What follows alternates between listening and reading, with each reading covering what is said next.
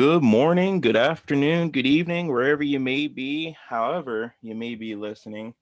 Uh, we are here on Dugout Talk. As always, I'm Cameron Lingle. Hey guys, I'm Steven Gossman.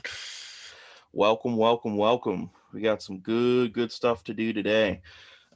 First, we'll start out with a little baseball and history. Steven, if you want to go ahead and lead us off on that. For sure. So, 41 years ago today, in 1980, Hank Aaron refused an award from Commissioner Bowie Kuhn, honoring him for hitting his 715th home run. Aaron charges that baseball's treatment of retired black ball players falls short of what is absolutely needed. Um, I thought this was interesting considering that Hank Aaron's memorial service was just a couple days ago. Um, Mm-hmm. So that was something that kind of really stuck out to me that he refused this honor. Hmm. Well, for me, back in 1949, so 72 years ago to the day, Monty Irvin and Ford Smith became the very first African American baseball players to sign with the Giants. They were the very first ones the Giants ever signed. Thought that was a nice little, a nice, a big step for a baseball team at the time. Little trivia question for you. You know who the last team was to sign an African American ball player? I want to say it was the Yankees, It was actually the Red Sox. the Red Sox. Okay, I And know, I know. Um, Yeah, no, for some reason I was thinking Elston Howard, but I think the Yankees had an African American player before him. and if I remember right, the Red Sox only did it because they got pressure from the rest of baseball to sign Hmm. an African American. I think that was really the only reason they did it. I don't remember exactly how that went. Um, but yeah, just a little uh, trivia history tidbit for Interesting. all you listening out there. Interesting. All right. Cool. So let's go ahead and jump right into our topic today. Um, so the hits close to home for me. Um, we'll be going over the New York Yankees, how they performed last season, how they stack up this winter, and how they look going into next season. So the Yankees went 33 and 27 last season. Their season ended with a loss to the Tampa Bay Rays in the ALDS. They continued to suffer injuries. Guys like Judge, Stan, and Chapman missed considerable time, even though we had a shorter season than expected. Uh, we had some god awful pitching. Guys like James Paxton, guys like Jay Happ, and even some of the other guys that we finally got back that we haven't had for a while, like Jordan Montgomery. He struggled in the I believe 10 starts that he put in. Even most of the prospects that we brought up, they struggled. Davy Garcia had, I believe, a 4.9 ERA in his 6 starts that he made. But I think last season was very weird. I think last season was very odd, and I'm willing. I may be quick to discredit some of what happened last season, but I still would like to. I mean, this team is still very talented. They got rid of a lot of the over the 30. They had a lot of older starting pitchers that I think they were able to not necessarily purge, but more so just let walk. Tanaka, he would have been 32 this season. He just signed back over with Japan with the team he was playing for before he signed with the Yankees. So he's gone. You've got James Paxton. I believe he would have been 33 or somewhere around that area. He's still a free agent. I don't believe they have any intentions of bringing him back. Uh, Jay Happ, I believe, was 37 or 38 this past season. He just signed with the Minnesota Twins a few days ago. So, this team got rid of a couple older starting pitchers. Now, I understand one of the starting pitchers they brought back, Corey Kluber. He's, I believe, 35 or so. Um, but they also went out and got Jamison Tyone in a trade from Pittsburgh. And yes, he's coming off two Tommy John surgeries. And yes, he wasn't lights out stuff when he was healthy, but I mean, look what happened with Tyler Glasnow when he left Pittsburgh, and look what happened with Garrett Cole when he left Pittsburgh. I don't think Pittsburgh's quite as much of like the pitcher haven that it was in the early 2010s when they could go get a guy like AJ Burnett, bring him in, and then he's a good player, and then they could go get Francisco Liriano and bring him in, and then he's a good player. Like I don't think that they're um, I don't know if it's the loss of Ray Searage. I know he was a big addition, a big help for a lot of the pitchers they had there, but I don't know. I think I feel good about this team going into 2021, but at the same time, like it could always end up just going the same way it usually does. What are your initial thoughts on just kind of how the Yankee season played out last year and some of the moves they've made this offseason? Yeah, so I think last year, and this isn't just last year, but we've kind of seen this since 2019. The injuries have played a really big part in the Yankees season overall. And a quick note on Corey Kluber: he will be 35 Hmm. in June, in April. He'll be 35 Oh, in okay. April. I didn't realize he was that old, actually. Yeah, I figured. Um, but I think again to know with the Yankees, they if they are going to be the big bad Yankees that everyone talks about, they need healthy seasons from Giancarlo Stanton and Aaron Judge. They Hmm. absolutely need those guys to be healthy. They need their pitching staff to be healthy. They need Luis Severino whenever he returns to be the vintage Luis Severino that we saw in 2017. I know they need Jameson Tyone to be the consistent Jameson Tyone, if not better, that he was in Pittsburgh. Um, I think, and I'll give credit to the Rays last year because they put up 90 win seasons in back to back years leading up to 2020. And so I think what the Rays did in a shortened season was legitimate enough last year. I don't know if the Yankees would have won the division necessarily, but they would have been at least a top wild card spot, maybe a division winner. But they had a fair competition last year with the Rays. So I think wild card was appropriate for them, even in a shortened season. But I know they wouldn't have been a team that was 6 games over 500 kind of team. They would have probably been a high 90s win club, if not 100 wins. But again, the injuries really play a part. And this team, if they're going, because in going into 2021, this team has a lot of potential. I think they are the team to beat in that division, but injuries, they have to figure something out with the injuries. They need Aaron Judge for the majority of the year. They need Giancarlo Stanton for the majority of the year. They need Aaron Hicks for a good chunk of the year. Um, this team absolutely needs everyone to perform, and I get it. They have a deep enough bench that even if they do lose some of these guys to injury, it's not the end of the world, quote unquote. But it's still not really gonna help their cause if Hmm. these guys can't stay on the field.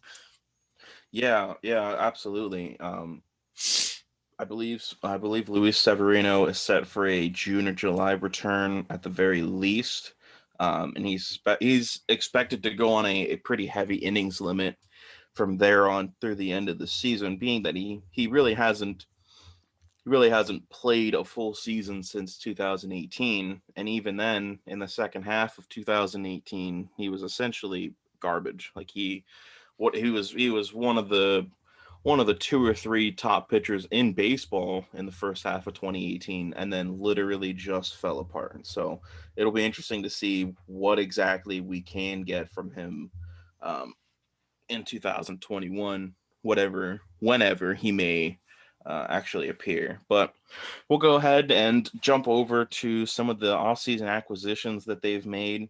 Obviously, as I mentioned, they signed a couple pitchers, traded for a pitcher. Corey Kluber, they signed a 1 year, $11 million contract, fully guaranteed. They signed a couple guys to minor league deals. Um, Most notably, Julius Chassin and Asher Wojciechowski. They got both of those guys. I don't think either of those guys plan to contribute much, if at all.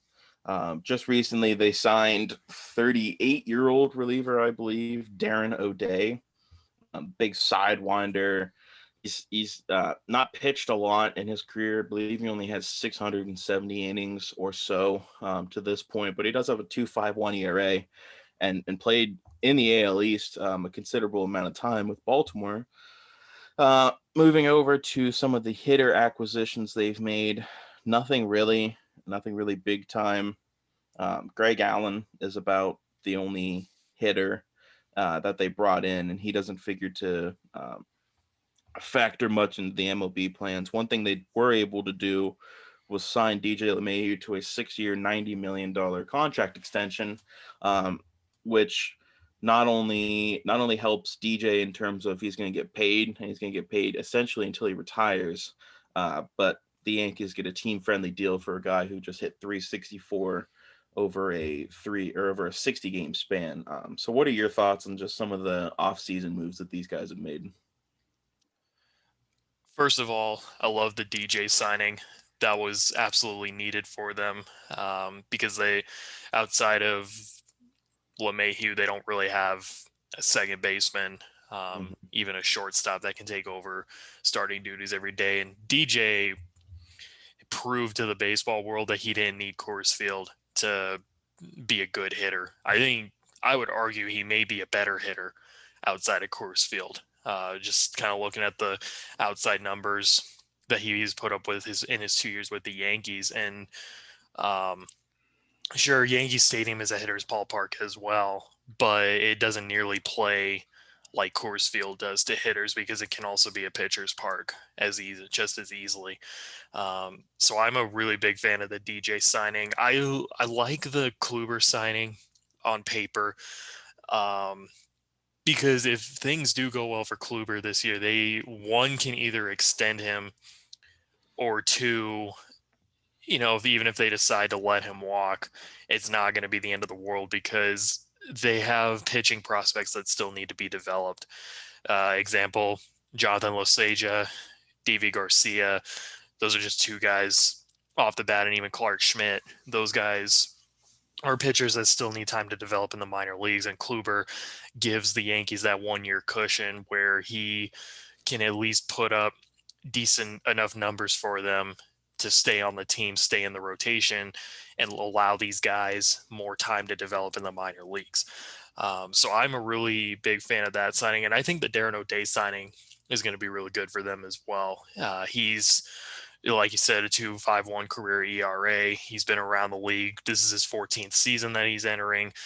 He's got filthy stuff with that sidearm, and I'm a sucker for sidearm pitchers Yeah, to begin with.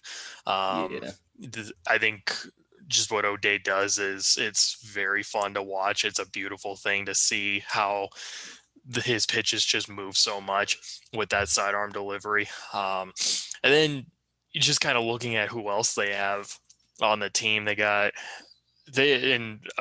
from O'Day, they've got two other pitchers who can be closers. Obviously, Aroldis Chapman is the closer going in hmm to opening day, but they also have Zach Britton, and Britton and O'Day hmm were teammates back in Baltimore. yeah, But Britton definitely. can also be in the closer's role, if not setup man. O'Day can also do some closing. He can be a setup man too. I think he'll be a really good seventh inning guy for them. hmm Um, to me, this team kind of has a three-headed monster in that bullpen between O'Day, Britton, and Chapman now. And if their starters can't make it through 6 innings of work, which right now I'd probably say Garrett Cole's the only one who will consistently get to the seventh inning over the course of the year. Agreed. Um, you've got guys who can go at least 6 innings, and then you've got a three-headed monster in O'Day, Britton, and Chapman that you can go with out of your pen. And if the offense can come through and score some runs consistently on an every day, I think the bullpen is going to make things very difficult for teams. Um, I know something that Chapman can run into at times is it seems like whenever he allows a base runner, he tends to fall apart. So he can be extremely lights out, but if he has a hard time recording that first out, it can be a little disastrous for him. But nonetheless, this is still these are good acquisitions that the Yankees have been making. They're really low key signings. I think, they don't need to necessarily make these big name signings or big name trades or anything like that to stay relevant because they're the Yankees. They're always going to be good. It feels like they haven't had a losing season since 1993, I believe. 92. 92. So it's been Yeah. almost 30 years since they had a losing season. Um, Yep. and that's why I think it doesn't really matter. I mean, the signings that they've made are good up to this point, but it doesn't necessarily matter if they did make these signings or not because in some way or another they're going to find ways to win. Um, and but these signings I think do make them legitimate division contenders. If not, probably they're the best team in the American League right now.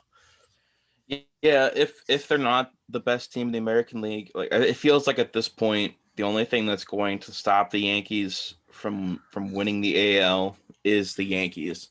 Injuries. I mean, just switch over to their lineup real quick. Judge deals with injuries every year. It seems like Hicks deals with injuries. Stanton, Torres usually has a short DL stint. Voit usually has a short DL stint. Even Gary Sanchez usually ends up missing about a month of the year, and that's almost half the lineup right there. And it does feel like the only thing that's going to stop them is them. But moving on to how their lineup shapes out, um, it's fairly straightforward. This is usually a rough estimate of how manager Aaron Boone's going to set the team up come opening day. Per usual, I have DJ LeMahieu leading off, playing second base. I've got Aaron Judge in right field, hitting second. Batting third, I have Aaron Hicks in center field. I know that's something that he might not be the best hitter on the team, but they're very analytics driven, so he kind of slides in there at the three spot to give the DH Giancarlo Stanton in number four a bunch of opportunities to drive in runs. And as much as I would love to pencil Stanton in at left field, I just don't. I don't think they're going to do it. I think he's fine. I think he can play left field. He had some light struggles his very first year here in 2018. He had a few struggles out in left field. Just how the sun plays with the ball and how the stadium, how the wind kind of swirls in there. Well, Um, and also keeping Stan at DH kind of preserves his body more yeah, than putting him yeah. out the field. Yeah, I don't know if you could call me a baseball purist at this point, but I think that if you're going to get paid as much as he does, which is quite literally a bucket load of money every single hour, it feels like um, he should be able to play the field. He's played the field before. I think he can play the field. I just think he ran into a bad string of luck. But moving on, I've got Gleyber Torres at shortstop hitting fifth. I've got Luke Voigt from Detroit playing first base hitting seventh or sixth. Apologize. Gio Urshela is playing third base hitting seventh. I have Clint Frazier hitting eighth, playing in left field, and I have Gary Sanchez, the catcher, rounding it out at number 9. I do think that there's a possibility that Gary probably doesn't hit ninth. I know that typically on days when Brett Gardner plays, he's in left field playing ninth, hitting ninth, to kind of have that two leadoff man effect after the first go through the lineup. But uh, just to put Sanchez in there, I have him hitting ninth. The lineup looks pretty similar to what I have.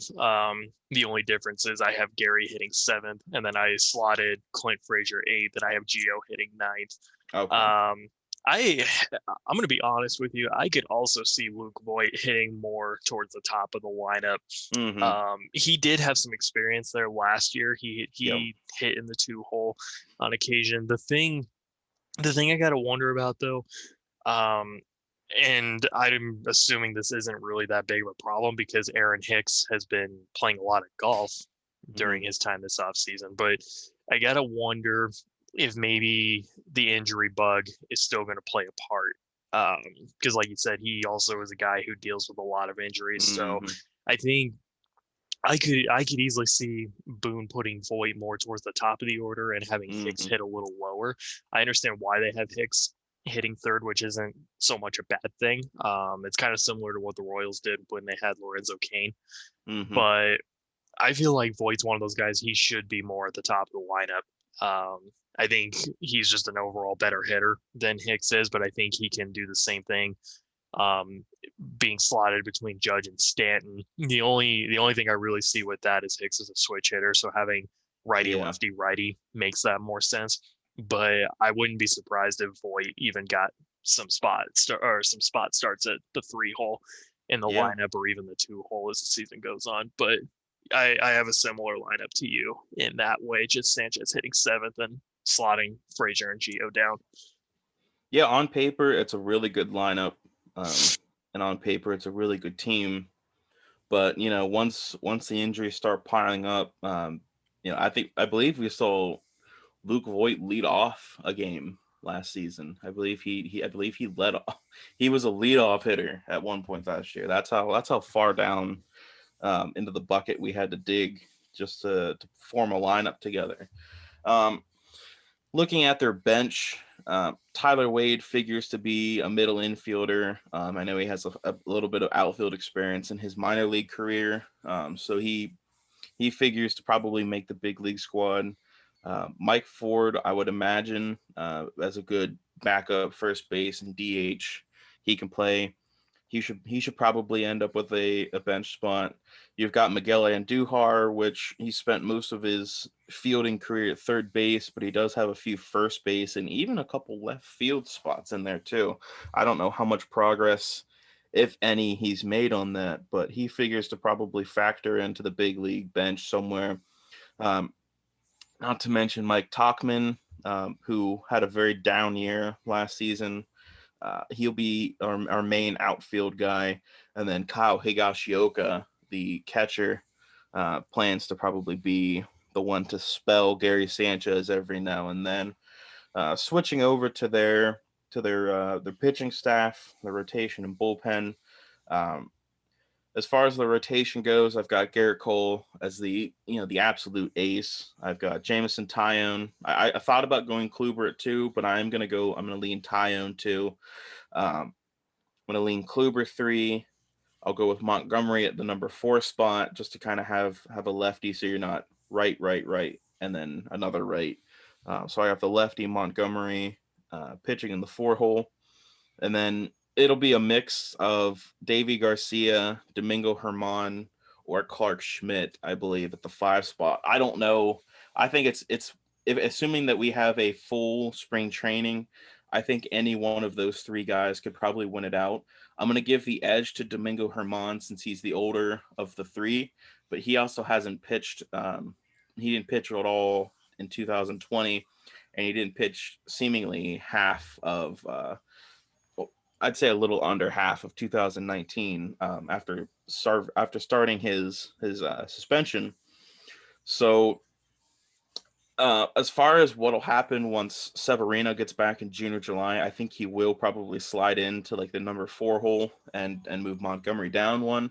But opening day, I like Cole, Tyone, Kluber, Montgomery, and then probably Herman, but Davy Garcia or Clark Schmidt could win that job. How does yours, Rook? Yeah, so the first 4 spots, the only difference is I put Kluber in over Tyone, but I've got Mm-hmm. Cole, Kluber, Tyone, Montgomery. For me in the 5 hole, it's a toss-up, and I could easily see the Yankees going a 6-man rotation to start the year off as Yeah. well. Yeah. But I actually think Yolis Chassin is going to play a bigger role than Okay. people think, and it's because Chassin over the years is really consistent, actually. He Mm. doesn't get a ton of spot starts. I know he kind of had a resurgence with the Brewers in 2018. 2019 didn't go that great for him, although he was their opening day pitcher in 2019. But I think going into 2021, even if Chassin doesn't finish the year with the Yankees, I easily see him getting that number 5 spot in the rotation, especially if the team feels like Davy Garcia, Domingo Herman, and Clark Schmidt need more time to develop. Jacin is a good filler in that Mm-hmm. way, where I think he could slot into the 5. And if they go with a 6-man rotation, um, I still think Chastain makes the rotation at the end of the day. I don't think he's going to finish the year with the team unless if Mhm. he just absolutely kills it on the mound. Yeah. But he's a guy to look out for. I would say don't sleep on Chastain. I think it is a toss up at this point. He could make the team, he could not. But if he makes the team, I think he will be a very good spot starter, bullpen, emergency starter kind of guy, or just be a good number five in the rotation until they get Severino back or until they feel like Garcia, Schmidt, Herman are ready to take on starter duties more full time. Yeah, that'd be awesome. I could kind of it's not he's kind of one of those guys I never thought would end up putting the Yankee uniform on. I kind of felt the same way. I mean, even if he has an impact, kind of like what J Happ did in his first season as a Yankee, where he comes in and he's a good anchor. Even if he comes in and just does good enough. Does good enough. If he can lock down one of those rotation spots until Severino comes back, that would be best case scenario, because then obviously he could turn into a trade piece if their rotation's healthy the whole year, or if he's okay being a long relief guy. I know he probably hasn't done much relieving in his career. Even if he pitches in AAA, I think there's a lot of opportunities for him to contribute to this team. Yeah, But jumping, real oh, quick go, yeah, on go ahead. Chassin. Um, yeah, he would be a good trade piece potentially. But I think even if the team just decided to cut him, he would land a job rather quickly. I'd be Mhm. I'd be shocked to see him on the market for more than a week if he doesn't finish the year with the Yankees for whatever reason. Um, I know he is getting on the older side, so his career might be coming to an end here soon. But I still like what they got in him, and I think that he will be a key contributor for them in the early goings of the year. Yeah, absolutely. Jumping over to the bullpen, as you kind of went over a little bit earlier, it figures to be pretty pretty straightforward. Aroldis Chapman figures to be the closer full time unless he gets injured. Um, Zach Britton figures to be the setup or the eighth inning guy. Chad Green will probably move down a spot. He will probably be um, like a fifth and sixth inning guy. If a starter gets kind of shelled, he I would want him to be the guy to kind of bridge that gap from the starter to like the big bullpen pieces. Um, Darren O'Day, I figure probably plans to be the seventh inning guy.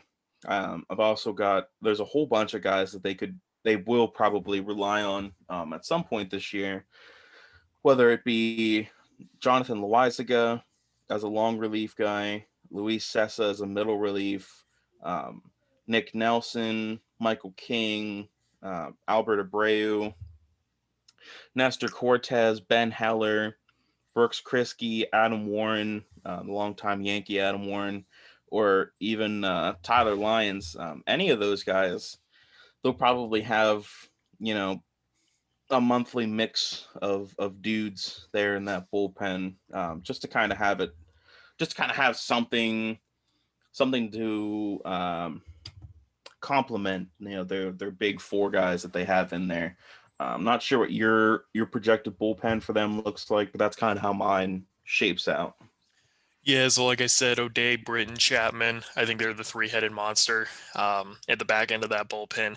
I like Chad Green bridging that gap between starter and the three guys. And I think Green is probably going to be their, aside from those top three, he's probably going to be their top reliever that they go with. Hmm. I also have Jonathan Loisiga in the bullpen as well as Luis Cessa.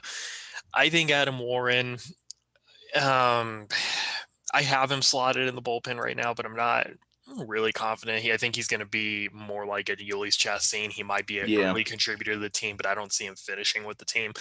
I have Domingo Herman in the bullpen right now, but I also can see Davy Garcia, Clark Schmidt starting out in the bullpen too, and then working Hmm. their way into the rotation. Another guy I would look out for because I'm not, and granted, I don't follow the Yankees like you do or everyone else Hmm. does on the East Coast, but Jordan Montgomery seems like a guy I think could be in the bullpen over the later course of the year too. Yeah, good. I think it's really just going to depend how he does in the rotation. Hmm. I've never been too high on Montgomery, to be completely honest with you. I've always felt like he's capable of making starts, but I don't think he is a traditional starting pitcher. Hmm. Um, and so I wouldn't be surprised if even he got a bullpen if he ended up in the bullpen rather than the starting rotation. I mean, don't he's good enough to be on the team. Um, but I think that's the nice thing about having a guy like Montgomery is he can start, but if they need to move him to the bullpen, it wouldn't Hmm. be the worst thing in the world for them either. I think pitchers who are capable of pitching in both positions are the most valuable to a team, because it works out for them one way or the other. If he doesn't work in the Yeah. rotation, you just move him to the bullpen and be like, there you go. You're in the bullpen now and help us win games. If it doesn't work in the bullpen, he could move back to the starting rotation and try Hmm. to get those reps in. Um, so that's pretty much who I have right now. And I think Ben Heller and Nick Nelson will also play roles during the year. Hmm. I'm not sure. Is Nick Nelson, does he have any minor league options left? I haven't really seen a depth chart of him. That I'm not sure. I want to say maybe. I know he's had. I think he made his debut. I know he made his debut in 2020, and I'm not sure. I'm not sure that he was up and down enough to use up his three options. He has three minor league options left, according Okay. to Fangraphs. So I think if Nelson doesn't make the opening day roster, I'd say later on in the year, he Yeah. definitely is going to be a piece for them. So yeah, that's who I've got as far as bullpen goes. Yeah, it's crazy. Now that you bring it up, like I could see, Montgomery's a tall lefty. He's got the nice, big wind up, um, big over the shoulder delivery, and he's got just a back breaking curveball. He could be a very effective um, player out of the pen. I think that would be interesting to see how he could perform facing hitters less often. But with that said, we'll jump over to some of their bigger prospects and how they figure to set up going into 2021, what levels they figure to be playing at. Starting off with obviously the biggest names, Davy Garcia and Clark Schmidt, the two big starting pitching prospects that the Yankees have. I figure both of them to one of them might, if Domingo Herman, um, or for that fact, Jordan Montgomery, if either of them have big enough struggles and um, Yankee brass has enough to worry about to make a move, I could see one of those two potentially being in the big league club on opening day, but neither of them performed really well enough last season to um, get the benefit of the doubt. I see both of them starting the season in AAA, and then as there are injuries or as there are super long games and you need innings from somebody, I could see that one of those two, or excuse me, both of them, coming up and factoring into the team at some point this season. But uh, yeah, you got those two. Estevan Florial, the one-time top prospect of the Yankees, has kind of fallen out of the limelight a little bit recently.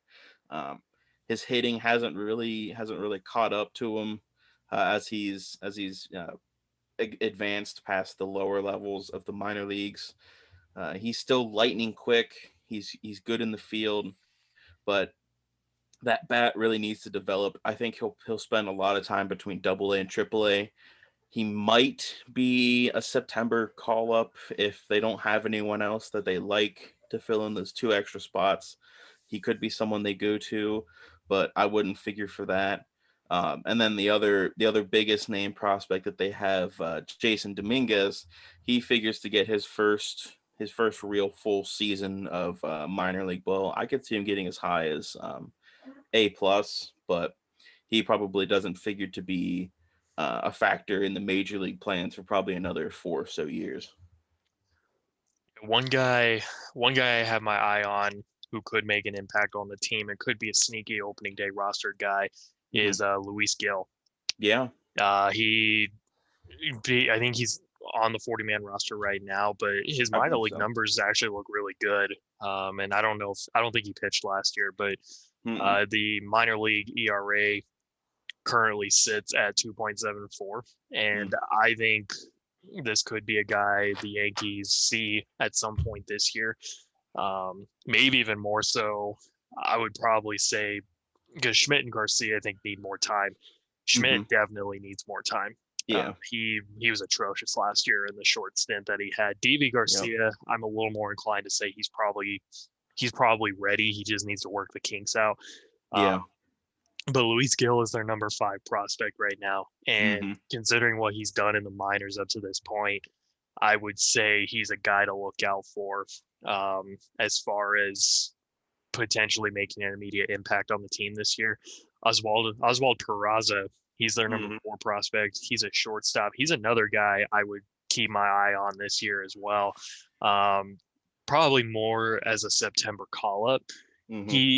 He has a okay batting average, 267 lifetime in the minors, but he seems like one of those guys where if he gets the playing time in the minor leagues, he could be a sneaky he could be sneaky to watch, potentially make the big league club at some point this year too. And then Estevan Florial, I think he's okay. You know, he's only 23 years old. I'm not Mm-hmm. really all that worried about him. Plus, the Yankees Yeah. are stacked in the outfield, so Oh yeah. he's not necessarily going to be needed unless if they do lose someone like Judge or Stanton or Hicks for a good chunk of the year. Um, and kind of looking at what the top 30 prospects look like for the Yankees right now, they have a lot of pitchers and they got a Yep. lot of middle infielders. Mm-hmm. Um, so they are pretty stacked up to this point. They're not. I don't know how deep they're really going to need a lot of these guys this year. I'd say probably the pitchers are going to be Yeah. more what they need. I think their hitters are going to have time this season to develop and improve their game. Um, and really, they'll only get called up if the team absolutely needs someone to step in. Yeah. But for me, I really think Luis Gil is someone to keep an eye on. I think probably more so than Garcia and Schmidt. He might have more of an immediate impact on the team if he can, one, put up a good spring training, and two, keep Mm-hmm. the consistency in the minor leagues going. Yeah. That's someone that I would keep my eye on right now. Yeah, absolutely. Absolutely. He could be a very big dark horse because he's not one of the guys that Yankee media talks about. He's not a guy that you'll even see some of the more diehard fans talk about. He's really flown under the radar most of his minor league career. It's kind of how a lot of the Yankee prospects have come to be. Even guys like Davy Garcia. No one is super high on him until early 2018. Montgomery and King, they both literally had like one or two great seasons of minor league ball, and then suddenly they're a top prospect. So it's kind of nice to see a guy like Gil um, have a sustained run of excellence in the minor leagues to kind of back up him. Not to mention, I have overlooked this. Um, it's very possible that the Yankees end up signing Brett Gardner. They've been in contact with his camp. They could sign him as soon as literally right after we get off. Uh, that seems to be our run of luck recently. If you guys at home haven't noticed, when we covered the uh, Boston Red Sox on Monday, that same day they went and traded for Adam Ottavino.